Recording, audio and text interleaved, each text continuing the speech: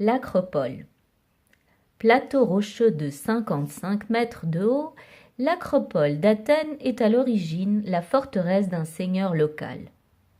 Sa position sur les hauteurs et son seul chemin d'accès, une pente escarpée, en faisaient un site imprenable qui permit au seigneur d'étendre son influence sur toute la région. Mais l'Acropole désigne également l'ensemble des monuments formés par le Parthénon, le temple d'Athéna-Niké, le théâtre de Dionysos, etc. Au XIIIe siècle avant Jésus-Christ, la forteresse et le sanctuaire étaient entourés d'une large et imposante muraille, dont il ne reste que très peu de vestiges aujourd'hui. Ce n'est que sous le règne du roi d'Athènes, à la fois chef politique et religieux, que l'Acropole fut dédiée à la célèbre déesse Athéna, protectrice d'Athènes. En 480 avant Jésus-Christ, les Perses, dirigés par leur chef Xerxès Ier, envahissent la cité. Les Grecs doivent alors abandonner et fuir Athènes.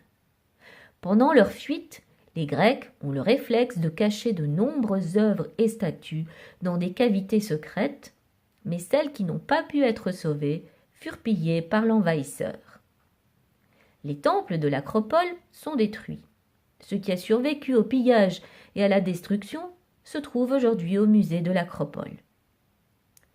S'unissant contre les Perses au sein d'une grande alliance, les cités grecques reprennent le pouvoir.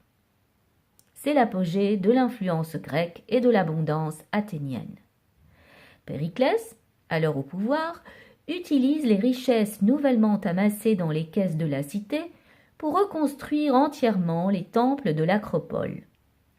C'est Phidias, le plus grand sculpteur de l'Antiquité, qui supervise les travaux, laissant ainsi son empreinte intemporelle sur le monde.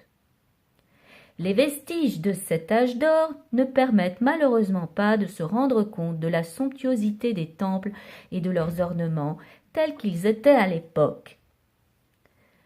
Même si en 86 avant Jésus-Christ les Romains ont envahi et pillé la ville, les soldats ne touchent pas à l'Acropole. Ce sont les chrétiens de Byzance qui, au 5e siècle, se chargent d'emporter la célèbre statue d'Athéna, faite d'ivoire et d'or, haute de 10 mètres. Ce symbole qui trônait au Parthénon n'a jamais été retrouvé. À la même époque, l'Acropole est transformée en église orthodoxe, puis catholique, avant d'être reprise par les Turcs en 1456 et transformée en place forte. Une mosquée y sera d'ailleurs érigée. Désireux de bouter les Turcs hors de la ville, un général vénitien bombarde peu de temps après l'Acropole et le Parthénon. De nombreux outrages ont donc été infligés à ce monument antique tout au long de l'histoire.